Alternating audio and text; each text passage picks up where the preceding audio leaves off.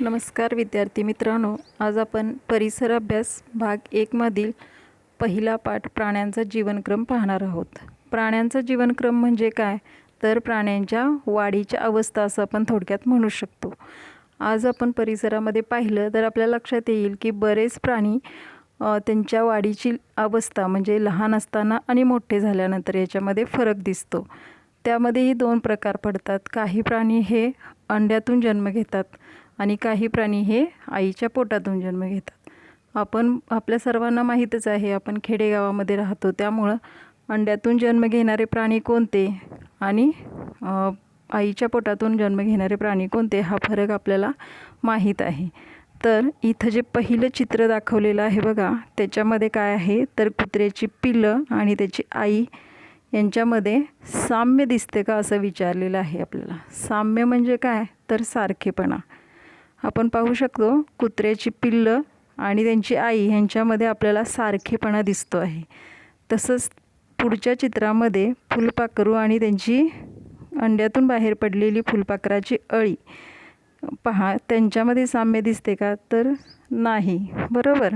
म्हणजे फुलपाखरू होण्याच्या अगोदरची अवस्था आहे त्याची अळी, तर अंड्यातून जी अळी बाहेर पडते ती आणि फुलपाखरू सारखंच दिसतं का आपल्याला, तर ते तसं दिसत नाही आहे. त्याच्यानंतर बघा कोंबडी अंडी घालते, त्या अंड्यातून पिले बाहेर पडतात.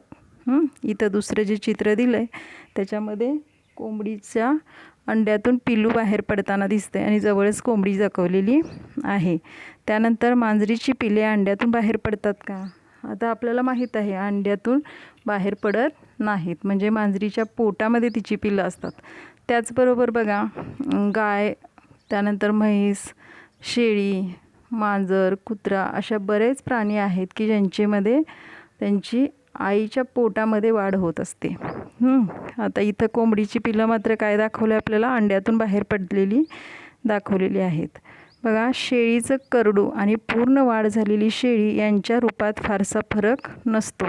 मांजरीची पिले आणि मोठे मांजर यांच्यामध्येही फारसा फरक नसतो. पिल्लू आईच्या पोटात वाढते, आईच्या पोटातून जन्म घेते. हे प्राणी अंडी घालत नाहीत. इथं दाखवलेलं आहे बघा, शेळीचं करडू किंवा गाईचं वासरू हे जे आहेत हे काय करतात, आईच्या पोटातून जन्म घेतात. ते काय अंडी घालतात का, नाही, तर हे आईच्या पोटामध्ये ह्या पिलांची वाढ होते आणि मग ते आईच्या पोटातून जन्म घेतात. हे प्राणी अंडी घालत नाहीत. बघा आता पण कावळा, कोळी, सरडा यासारखे काही प्राणी अंडी घालतात. बघा काय काय, कावळा, कोळी, सरडा यासारखे काही प्राणी अंडी घालतात. अजून कोणते प्राणी अंडी घालतात आपल्याला माहीत आहे बघा, तर मुंग्या, फुलपाखरं, मासे, बेडूक, साप हे सर्व प्राणीही अंडी घालतात. जसं आपण बघितलं सर्व पक्षी हे काय करतात, अंडी घालतात. आपण कोंबडी पाहिली, मोर पाहिलं, बदक पाहिला, तर हे सगळे पक्षी, चिमणी, कावळा, कोकीळ हे सगळे काय करतात, अंडी घालतात. त्याचबरोबर हे काही जीव आहेत की जे पक्षी नाही आहेत पण अंडी घालतात. बघा मुंग्या, फुलपाखरं, मासे, बेडूक, साप हे सर्व प्राणीसुद्धा काय करतात, अंडी घालतात आणि त्या अंड्यांच्या मधून त्यांच्या पिलांची वाढ होत असते आणि त्यातून ते जन्म घेतात. बघा या प्राण्यांची अंडी आपल्या पाहण्यात येत नाहीत. काय येत नाहीत बरं या प्राण्यांची अंडी आपल्या पाहण्यात, तर ती काय असतात, अतिशय छोटी असतात. दिसायला काय असतात, अतिशय छोटी असतात, म्हणून आपल्याला ती दिसत नाहीत. बघा आपण मुंग्यांची अंडी कधी पाहिलीत का, तर ज्यावेळी पाऊस पडत असतो त्यावेळी मुंग्या बाहेर पडतात बघा त्यांच्या छिद्रातून. जिथं त्या राहत असतात किंवा एखाद्या भिंतीला पडलेल्या छिद्रातून मुंग्या जेव्हा बाहेर पडतात तेव्हा त्यांच्याबरोबर पांढरं पांढरं छोटं काहीतरी आपल्याला दिसतं, म्हणजेच ते काय असतं, त्यांची अंडी घेऊन बाहेर पडतात. पण असा समूह दिसत नाही आपल्याला त्या अंड्यांचं, बरोबर. जसं कोंबडीची अंडी दिसतात आपल्याला, एक अंडं मोठं दिसतं, तसं या मुंग्यांची म्हणा किंवा फुलपाखरांची, माशांची यांची अंडी आपल्याला दिसायला म्हणजे पाहायला मिळत नाहीत. अतिशय चिटुकली म्हणजे छोटी असतात ह्या प्राण्यांची अंडी, आपल्याला सहजासहजी दिसणारी नाही. त्यांची अंडी कशी असतात, सहजासहजी आपल्याला दिसत नाहीत, म्हणून हे प्राणी अंडी घालतात हे आपल्या लक्षात येत नाही. परंतु कोंबडी अंडी घालते हे आपल्याला नक्की माहीत आहे. कोंबडीची अंडी सहज दिसू शकतील इतपत मोठी असतात. आता यावरून लक्षात येईल आपल्या की जे पक्षी मगाशी मी आपल्याला म्हटलं की पक्ष्यांची अंडी दिसतात. शक्यतो चिमणी असेल, कोकिळ असेल, मोर असेल, कोंबडी असेल, या सगळ्या पक्ष्यांची अंडी जी आहे ती मोठ्या प्रमाणात, म्हणजे साईज त्याची आकार जो आहे तो काय असतो, मोठा असतो. पण हे जे आपण वरती पाहिले मुंग्या, फुलपाखरं, मासे, बेडूक, साप, हे प्राणी त्यांची अंडी आपण कधीतरी पाहतो. पालसुद्धा बघा अंडी घालते, त्या अंड्यातून जन्म घेत असतं पिल्लू तिचं. म्हणजे ही अंडी कशी आहेत, सहजासहजी आपल्याला दिसत नाहीत आणि ती दिसायला अगदी छोटी दिसतात कधीतरी आपल्याला शेतामध्ये वगैरे किंवा एखाद्या अडगळीच्या जागेला पालीची वगैरे अंडी दिसतात. कुठंतरी दगडांच्या फटीमध्ये अंडी दिसतात ही सापांची वगैरे. पण ही कशी असतात, कोंबडीच्या अंड्या इतपत, म्हणजे आपल्या डोळ्यांना सहज दिसतील अशी मोठी नसतात. त्यामुळं आपल्याला ती सहज दिसू शकत नाहीत. आता इथं एक नवीन शब्द शिकायचा आहे आपण, अंडी उबवणे. काय नवीन शब्द, अंडी उबवणे. बघा, अंड्यांना ऊब देण्यासाठी कोंबडीने अंड्यावर बसून राहण्याला अंडी उबवणे म्हणतात.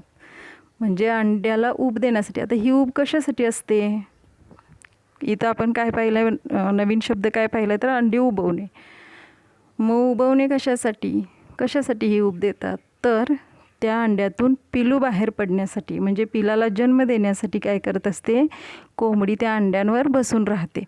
म्हणजे अंड्यांवर बसून राहिल्यामुळं त्या अंड्यांना कोंबडीच्या शरीराची ऊब मिळते आणि मग त्याच्यामध्ये त्या पिलाची वाढ व्हायला सुरुवात होते.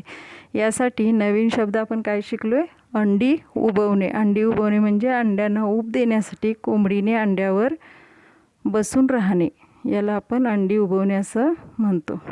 बघा, कोंबडी अंडी घालते, अंड्यांमध्ये पिलाची वाढ होण्यासाठी उबीची गरज असते. आता जसं म्हटलं मी तुम्हाला की कोंबडीनं जर त्या अंड्यातून पिलू बाहेर पडायचं असेल तर कोंबडीची ऊब त्या अंड्यांना मिळणं गरजेचं असतं. मग आपण खेडेगावात राहतो त्यामुळे आपल्या सर्वांना माहीत आहे, कुणी तर पाहिलंही असेल की खेड्यातल्या बायका काय करतात बघा, तर ते एका बुट्टीमध्ये किंवा पाटीमध्ये मोठ्याशा अंडी एकत्र ठेवतात आणि त्याच्यावर त्या कोंबडीला बसवतात. म्हणजेच तर कोंबडीने अंड्यावर बसून राहणे, मग त्या अंड्यांना काय मिळत असते, ऊब मिळत असते आणि मग ह्या कोंबडीची काय होते, पिलांची वाढ होत असते आणि त्या कोंबडीची ती पिलं जन्म घेतात. त्यासाठी अंडी घातल्यानंतर कोंबडी अंड्यावर बसून राहते व अंडी उबवते. म्हणजेच त्या पिलांना त्यातून जन्म घेण्यासाठी कोंबडी काय करते, अंड्यावर बसून राहते आणि मग त्या अंड्यांना ऊब देते आणि मग त्या अंड्यांमध्ये हळूहळू त्या पिलांची वाढ होत राहते. बघा, पूर्ण वाढ झाली की पिलू अंड्याचे कवच फोडून बाहेर पडते. अंड्यातून पिलू कधी बाहेर पडतं, तर पूर्ण वाढ झाल्यानंतर. म्हणजे विशिष्ट कालावधी ठरलेला असतो प्रत्येक अंड्यातून पिल्लू बाहेर पडण्याचा. मग सर्वांचा कालावधी सारखा नसतो. तर कोंबडी जेव्हा अंड्यावर बसते तेव्हा म्हणजे पूर्ण वाढ झालं त्या पिलाचे की ते पिलू मनानंच काय करतं, कवच फोडून बाहेर येतं. बघा, पिल्ले थोडी मोठी होईपर्यंत कोंबडी त्यांची काळजी घेते. हे आपल्या सर्वांनाच माहीत आहे. आपली आई पण काय करत असते, आपण लहान असतो तोपर्यंत आपली काळजी घेते. त्याचप्रमाणे कोंबडीसुद्धा तिच्या पिलांची खूप काळजी घेते. आपल्याला माहीतच आहे की आपण जेव्हा एखाद्या कोंबडीच्या पिलाच्या मागं लागतो किंवा जेव्हा कोंबडी अंड्यावर बसलेली असते बघा, तेव्हासुद्धा काय करते, ती फार आक्रमक बनलेली असते. म्हणजे त्या अंड्यांना कोणी हात लावलेलं त्या कोंबडीला चालत नाही. म्हणजेच ती त्या पिलांच्या काळजीपोटी ते काय करत असते, आक्रमक बनलेली असते. बघा, माहीत आहे का तुम्हाला, जेव्हा कोंबडी अंडी उबवत असते तेव्हा ती अंड्याच्या काळजीपोटी आक्रमक बनते. जवळ कोणी गेले तर ती त्याच्या अंगावर धावून जाते. त्या अंड्यांच्या जवळ जरी कोणी गेलं तरीसुद्धा काय करत असते, कोंबडी त्याच्या अंगावर धावून जाते. कशासाठी, तर तिला आपल्या अंड्यांचं त्या रक्षण करायचं असतं. कारण त्या अंड्यातून काय होणार असतात, पिलं बाहेर पडणार असतात. म्हणजे तिच्या पिलांचं आणि त्या अंड्यांचं रक्षण करण्यासाठी कोंबडी आक्रमक बनलेली असते. आता बघा, जरा डोके चालवा म्हटले, कोंबडी आणि कोंबडीचे पिल्लू यांच्यात कोणत्या बाबतीत सारखेपणा असतो किंवा आहे? तर कोणत्या बाबतीत सारखेपणा असतो कोंबडीचं पिल्लू आणि कोंबडी यांच्यामध्ये? तर कोंबडीला पिसं असतात तशीच त्या पिलांनाही पिसं असतात, फक्त ती कोंबडीच्या पिलांची पिसं ही छोट्या लहान म्हणजे अगदी लहान आकाराची असतात, त्यामुळे ती कठीण नसतात, अगदी मऊ गुबगुबीत. अगदी कोंबडीचं छोटं पिल्लू जर आपण पाहिलं, अगदी चित्रात पण दिसतंय आपल्याला आणि आपण सर्वांनी खेडेगावात राहतो त्यामुळे पाहिलंही आहे की कोंबडीचं पिल्लू हे फार मऊ लागतं हाताला, गुबगुबीत असतं, कारण त्याची पिसं कशी असतात, अगदी मऊ असतात. त्यानंतर त्याची चोच असते तशीच असते, पाय असतात तसेच असतात, म्हणजे बऱ्याच बाबतीत तिच्यामध्ये सारखेपणा असतो. पण दिसायला थोडीशी वेगळी दिसते, म्हणजे अगदी पूर्ण साम्य दिसत नाही. मागं जी शेपटी असते तशी पण येत नाही त्या पिल्लाला, शेपटी नसते त्या छोट्या पिल्लाला. आता बघा, रूपांतरण आपण पाहतोय. आता आपण पहिलं काय पाहिलं? अंड्यातून जन्म घेणाऱ्या प्राण्यांचं पाहिलं. जसं पक्षी सांगितलं तुम्हाला, त्यांची अंडी दिसायला मोठी असतात. फुलपाखरू, मुंग्या यांची अंडी कशी असतात? खूप लहान असतात. साप असेल, बेडूक असेल, पाल असेल, यांची अंडी लहान असतात. कोंबडी अंड्यावर बसून राहणे याला अंडी उबवणे म्हणतात.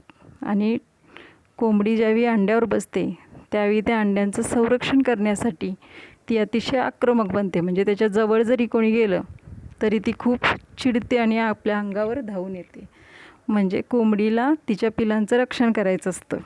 आता ह्याच्यानंतरचा दुसरा भाग आहे तो आहे रूपांतरण.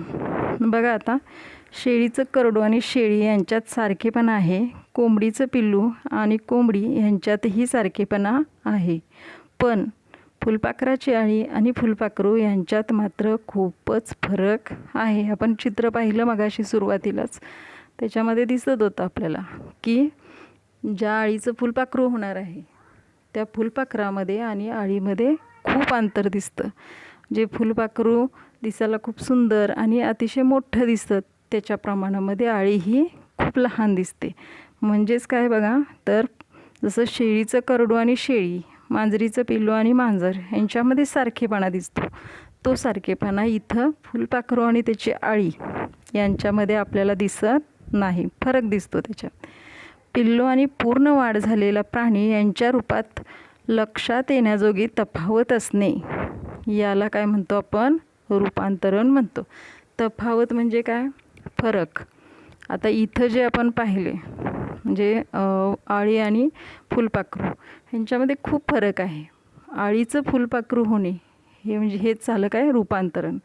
म्हणजे पिल्लू आणि पूर्ण वाढ झालेला प्राणी यांच्या रूपामध्ये म्हणजे दिसण्यामध्ये जो लक्षात येण्यासारखी बदल असतात, तफावत असते, त्याला काय म्हणतात? रूपांतरण म्हणतात. म्हणजे या रूपामधून त्या रूपामध्ये जाणे. पुन्हा बघा, पिल्लू आणि पूर्ण वाढ झालेला प्राणी यांच्या रूपात लक्षात येण्याजोगी तफावत असणे याला रूपांतरण असं म्हणतात. आता फुलपाखरामधील रूपांतरण आपण पाहणार आहोत. बघा, आपल्या सर्वांनाच आवडीचा विषय आहे फुलपाखरू. आणि बऱ्याच जणांना कशासाठी आवडतं फुलपाखरू? तर ज्यावेळी फुलपाखरं आपल्या जवळच्या एखाद्या छोट्या झाडावर कमी उंचीच्या बसतं त्यावेळी आपण त्याला पकडतो आणि त्याच्या पंखांना काय करतो? दोरा बांधून हवेत उडायला लावतो. पण हे अगदी चुकीचं आहे. कोणत्याही प्राण्याला अशा प्रकारची इजा करणं योग्य नाही, कारण त्या प्रत्येक प्राण्यामध्ये जीव असतो, बरोबर? जसं आपल्याला जीव आहे, आपल्याला कोणत्याही अवयवाला जर इजा झाली तर त्रास होतो, तसाच या दुसऱ्या प्राण्यांनासुद्धा त्यांच्या एखाद्या अवयवाला इजा झाली, त्रास झाला तर त्यांना ते दुखत असतं. म्हणून असं करणं हे चुकीचं आहे. आता बघा, सुंदर आकाराची आणि निरनिराळ्या रंगाची फुलपाखरे आपल्या परिसराचाच एक हिस्सा आहेत. हिस्सा म्हणजे भाग आहेत. फुलपाखरांचे जीवन वनस्पतीच्या सानिध्यात जाते. वनस्पती म्हणजे झाडं. आता फुलपाखरांचं सगळं जीवन कुठं असतं? तर वनस्पतीच्या सानिध्यात म्हणजे झाडांच्या जवळ राहतं. कारण काय बघा, फुलपाखराचं अन्नच आहे की त्या फुलातील मध शोषणं किंवा फुलातील जो रस असतो ते फुलपाखरं शोषतात आणि त्याच्यावर ते आपलं जीवन जगत असतात. म्हणजे फुलपाखरांना पोट भरण्यासाठी कशाची गरज असते? फुलातील मधाची किंवा रसाची गरज असते. त्यामुळे त्यांचं सगळं जीवन हे त्या वनस्पतीच्या सानिध्यात जातं. आता फुलपाखरांची वाढ होत असताना त्यांच्यामध्ये अंडे, अळी, कोश आणि प्रौढ या 4 अवस्था असतात. पुन्हा बघा, फुलपाखरांची वाढ होत असताना त्यामध्ये अंडी, अळी, कोश आणि प्रौढ या 4 अवस्था असतात. आता प्रौढ अवस्था म्हणजेच काय? मोठं झालेलं फुलपाखरू. प्रौढ अवस्था म्हणजे काय? मोठं झालेलं फुलपाखरू. बघा, फुलपाखराची वाढ होत असताना कुठल्या अवस्था असतात? अंडे, अळी, कोश आणि प्रौढ. मग त्यातल्या प्रौढ अवस्थेला आपण फुलपाखरू म्हणतो. प्रौढ म्हणजे मोठं झालेलं. लक्षात येते? प्रौढ म्हणजे सगळ्यात मोठं झालेलं ते फुलपाखरू असतं. अंडे, अळी, कोश आणि प्रौढ या प्रौढ अवस्थेलाच आपण फुलपाखरू म्हणतो. आता बघा, बिबळ्या कडवा या नावाचे फुलपाखरू आपल्याकडे खूप मोठ्या प्रमाणात आढळते. यावरून फुलपाखरांची वाढ कशी होते हे आपण पाहू. आपल्याकडे आढळणारं सगळ्यात जास्त प्रमाणात कोणतं फुलपाखरू आहे? बिबळ्या कडवा. आता बघा, इथे एक चित्र दाखवलं आहे.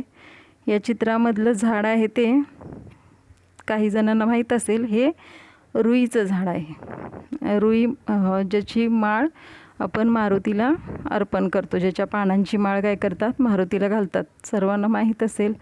तर बघा, बिबळ्या कडव्याची मादी रुईच्या पानावर अंडी घालते.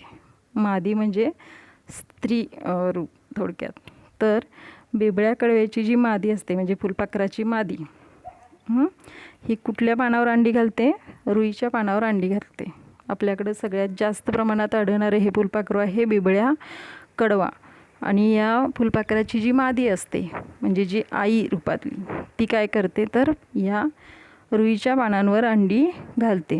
आता अंड्यामधून 6 ते 8 दिवसांनी, बघा, 6 ते 8 दिवसांनी अळी बाहेर पडतो. फुलपाखराच्या आळीला सुरवंट म्हणतात. पावसाळ्यामध्ये सगळ्यात त्रास देणारा आपल्याला जीव आहे तो सुरवंट. बघा, बऱ्याच घरांच्या भिंतींना, कौलांना हे सुरवंट लागलेले असतात आणि चुकून जर आपला स्पर्श त्याला झाला तर आपल्याला खूप त्रास होतो. म्हणजे ते 1-2 दिवस असं ठणकत राहतं, चणचणत राहतं. तर असं हे बिबळ्या कडव्याची जी मादी आहे ती कुठं अंडी घालते? रुईच्या पानावर अंडी घालते आणि 6 ते 8 दिवसांनी त्या अंड्यातून अळी बाहेर पडते. आणि ही अळी म्हणजेच काय आहे? फुलपाखरू. आता बघा, फुलपाखराचा सुरवंट अंड्यातून बाहेर पडतो आणि लगेच खायला सुरुवात करतो. म्हणजे सुरवंट जे आपल्याला दिसतात ही काय आहे? अळीच आहे. आणि ही जेव्हा अंड्यातून बाहेर पडते तेव्हा काय करते? लगेच खायला सुरुवात करते.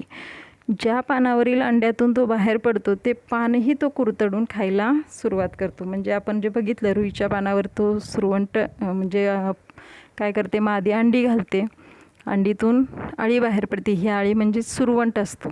आणि ज्या पानावर त्याने अंडी घातलेली होती ते पानसुद्धा ते कुरतडून खायला सुरुवात करतं. त्याचा खाण्याचा वेग फार मोठा असतो. म्हणजे हे जी सुरवंट असतं हे काय करतं? खूप वेगानं खातं, म्हणजे जास्त खायला सुरुवात करतं.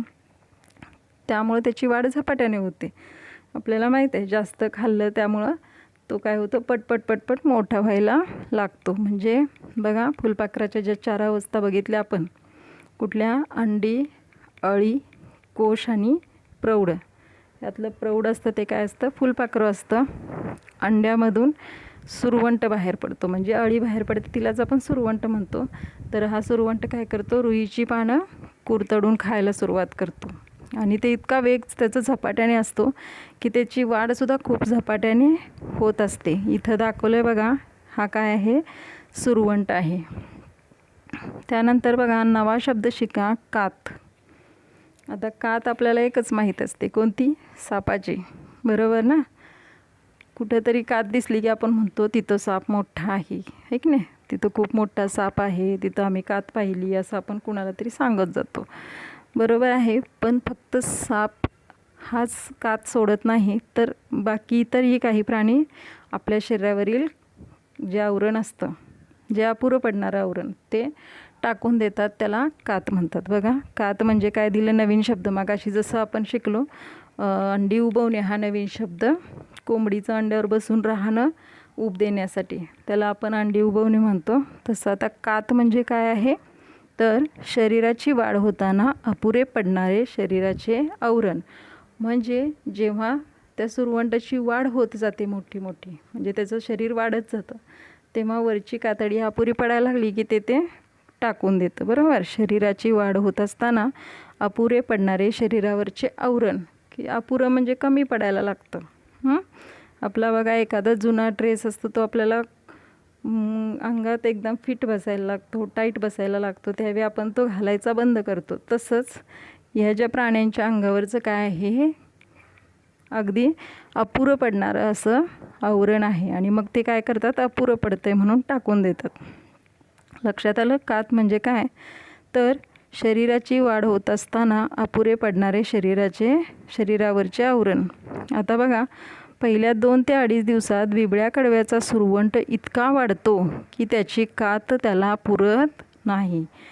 जे आपण बघितलं 6 ते 8 दिवसात लगेच आळीतून अंड्यातून आळी बाहेर पडते, परत ते लगेच खायला सुरुवात करतं. त्या खाण्याचा वेग इतका असतो की त्याची वाढ अगदी झपाट्याने होते आणि मग पहिल्या 2 ते 2.5 दिवसात ते इतकं जोरात इतकं वाढतं की त्याच्या अंगावरची जी आवरण असतं ते त्याला पुरत नाही. पण जुन्या कातीच्या आत वाढ झालेल्या शरीरावर नवीन कात येते बघा, ती अपुरी असते. त्याला जुन्या कातीतून सुरवंट बाहेर पडतो. म्हणजे ती जी जुनी कात असते त्यातून काय केलेलं असतो हा सुरवंट बाहेर पडत असतो. म्हणजेच फुलपाखराची जी कमी अपुरं पडणारं आवरण आहे ते तो टाकून देतो. त्यालाच काय म्हटलं जातं की कात असं म्हटलं जातं. बघा, जुन्या कातीतून सुरवंट बाहेर पडतो त्याला सुरवंटाचे कात टाकणे म्हणतात. जुनं म्हणजे जे अपुरं पडणारं आवरण आहे त्यातून सुरवंट बाहेर पडल्यानंतर म्हणजे बाहेर पडतो कमी पडलं म्हणून, त्या आवरण अपुरं पडतं आहे म्हणून त्यातनं तो बाहेर पडतो, त्यालाच कात टाकणे असे म्हणतात. पुन्हा तो वेगाने पाणी कुरतडून खायला सुरुवात करतो. म्हणजे एकदा आता शरीरावरचं त्याचं आवरण जे त्याला अगदी अपुरं पडत होतं, फिट होत होतं, ते त्यानं काढून टाकलं आहे. मग पुन्हा तो काय करतो अतिशय वेगानं पानं खायला सुरुवात करतो, कुरतडून खायला. पुन्हा त्याची झपाट्याने वाढ होते. मग 2 ते 2.5 दिवसांनी तो परत कात टाकतो. बघा, पहिलं 2 ते 2.5 दिवसांनी टाकली, आता पुन्हा 2 ते 2.5 दिवसांनी पुन्हा त्याला काय होतं आता नवीन आलेलं जे आवरण आहे ते सुद्धा कमी पडतं आणि मग तो पुन्हा कात टाकतो. अशा रीतीने तो 4 वेळा कात टाकतो. म्हणजे सुरवंट किती वेळा कात टाकतो तर 4 वेळा कात टाकतो. बिबळ्या कडव्या प्रकारचे फुलपाखरू सुरवंट अवस्थेत 10 ते 12 दिवस असतं. म्हणजे सुरवंट ही अवस्था, पहिलं अंडी झाले त्यानंतर अळी म्हणजे सुरवंट झालं. आता बघा तो किती दिवस असतो या अवस्थेत तर 10 ते 12 दिवस. म्हणजे त्या वेळेमध्ये त्याचा वाढीचा वेग अतिशय झपाट्याने होतो आणि तो किती वेळा कात टाकतो तर 4 वेळा कात टाकत असतो. आता कोशावस्था दाखवली आहे बघा इथं चित्रामध्ये. कोश कसा तयार होतो बघा. शेवटची कात टाकण्यापूर्वी सुरवंट एखाद्या देठावर किंवा पानावर रेशमासारखी धाग्याची गुंडी विणतो. गुंडी म्हणजे ज्याच्या आतमध्ये तो काय करणार आहे वाढ होणार आहे त्याची. या गुंडीवर तो स्वतःला लटकून घेतो. काय करतो या गुंडीमध्ये तो स्वतःला लटकून घेतो. यावेळी कात टाकली की आतील कोश दिसू लागतो. वाढीच्या या अवस्थेला कोशावस्था असं म्हणतात. वाढीच्या या अवस्थेला कोशावस्था. पहिली अवस्था आहे अंडी, दुसरी अळी म्हणजे सुरवंट आणि तिसरी कोशावस्था. काय करतो तो शेवटची म्हणजे चौथी कात टाकण्यापूर्वी एखाद्या देठावर तो रेशमाच्या गुंडीसारखी काय करतो गुंडी विणतो आणि त्या गुंडीवर तो स्वतःला लटकून घेतो. यावेळी कात टाकली की आतला काय करतो कोश दिसायला लागतो. आता बघा, कोशाच्या आत बिबळ्या कडवा सुमारे 11-12 दिवस असतो. म्हणजे अगोदरची जी अवस्था बघितली आपण कात टाकणार ती म्हणजे सुरवंट अवस्था 10 ते 12 दिवस. आता ही सुद्धा कोशावस्थासुद्धा त्याची किती दिवस आहे? 10 ते 12 दिवस. या अवस्थेत तो काहीही खात नाही. म्हणजे बघा, सुरवंट अवस्थेमध्ये त्याचा वाढीचा वेग असा किती होता तर खूप झपाट्याने, म्हणजे अगदी ज्या पानावर त्याची वाढ झाली म्हणजे अंडी घातलेत ते पानसुद्धा ते कुरतडून खातं. 2 ते 2.5 दिवसामध्ये खूप वाढीचा वेग असतो त्याचा. आणि त्याची म्हणजे खाण्याचा वेग इतका असतो की त्याची वाढ झपाट्याने होते. आणि मग त्याला किती वेळा कात टाकावी लागते? 4 वेळा कात टाकावी लागते. तसंच आता मात्र काय करतो, कोशावस्थेमध्ये सुद्धा तो किती दिवस असतो? 10 ते 12 दिवस असतो, 11 ते 12. पण या अवस्थेमध्ये मात्र ते काहीही खात नाही. पण त्याच्या शरीरात महत्त्वाचे बदल घडून येतात. बघा, कोशातलं फुलपाखरू आणि कोशातून फुलपाखरू बाहेर येताना दाखवले बघा इथं 2 चित्रांमध्ये. म्हणजे कोशावस्थेमध्ये फुलपाखराचं ते सुरवंट जे असतं ते अजिबात काहीही खात नाही. म्हणजे पहिली अवस्था अंडी, दुसरी अळी किंवा सुरवंट आणि तिसरी कोशावस्था. कोशावस्थेमध्ये फुलपाखरू काहीच खात नाही. मात्र त्यामध्ये महत्त्वाचे बदल दिसू लागतात. महत्त्वाचे बदल म्हणजे काय असतील तर त्याला फुलपाखराचे पंख येणे वगैरे असं. आता कोशात बिबळ्या कडव्याची वाढ पूर्ण होते. नंतर प्रौढावस्थेतले फुलपाखरू कोशाच्या आवरणातून बाहेर पडते. म्हणजे फुलपाखरू बाहेर पडण्यासाठी कोश तयार होणे महत्त्वाचं आहे. त्या कोशामध्येच फुलपाखराची शेवटची प्रौढ अवस्था तयार होत असते. यावेळी फुलपाखराला 6 लांब पाय व आकर्षक पंख असतात.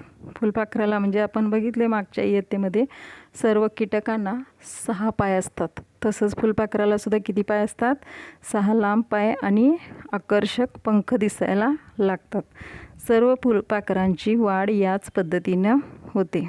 आता माहीत आहे का तुम्हाला? बघा, प्रत्येक प्रकारच्या फुलपाखराची मादी कोणत्या प्रकारच्या वनस्पतीच्या पानावर अंडी घालणार हे ठरलेले असते. बघा, म्हणजे बिबळ्या कडव्याची मादी रुईच्या पानावर म्हटलं आपण, पण दुसरे जे प्रकार आहेत फुलपाखराचे त्यांची मादी कोणत्या झाडाच्या पानावर अंडी घालणार हे त्यांचं ठरलेलं असतं.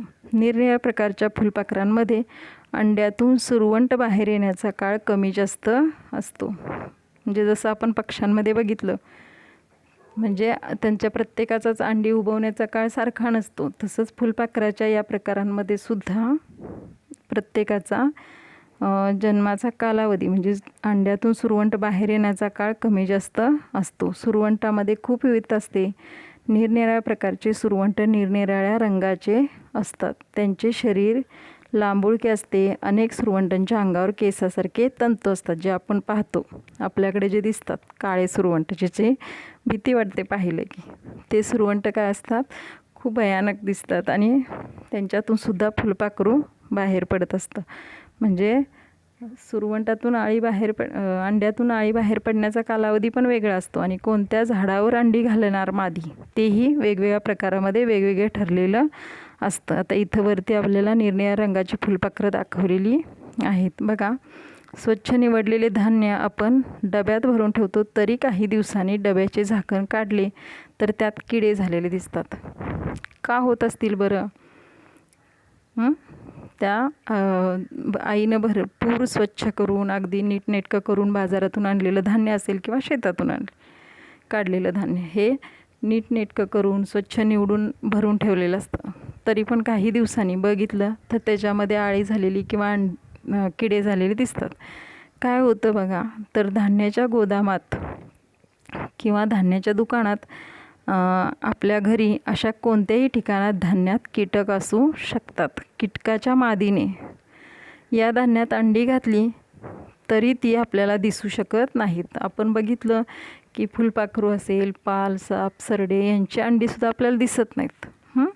त्याच्यापेक्षाही लहान असणारी ही कीटकांची अंडी असतात, म्हणून ही काय होतात? आपल्याला दिसत नाहीत. मग जिथं जिथं धान्य असतं, घरी असू दे, गोदामात असू दे किंवा दुकानात असू दे, त्या ठिकाणी काय केलेलं असतं? मादीने या धान्याच्या मध्ये अंडी घातलेली असतात आणि ती आपल्याला दिसू शकत नाहीत, कारण ती आकाराने खूप लहान असतात.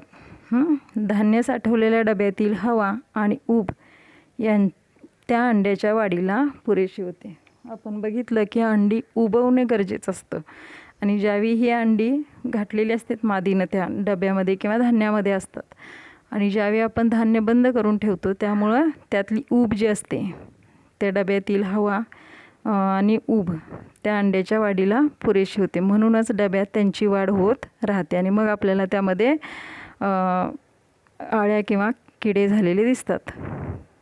त्यातही अंडी, सुरवंट, कोश, प्रौढ अशा अवस्था असतात. आपण डबा उघडतो तेव्हा धान्यातील कीटक वाढीच्या अवस्थेत असतात. त्या अवस्था आपल्याला पाहायला मिळतात. आता आपण लक्षात घेतलं असेल की या पाठामध्ये आपण पोटातून जन्म घेणारे प्राणी आणि अंड्यातून जन्म घेणारे प्राणी यांचा जीवनक्रम पाहिलेला आहे. धन्यवाद.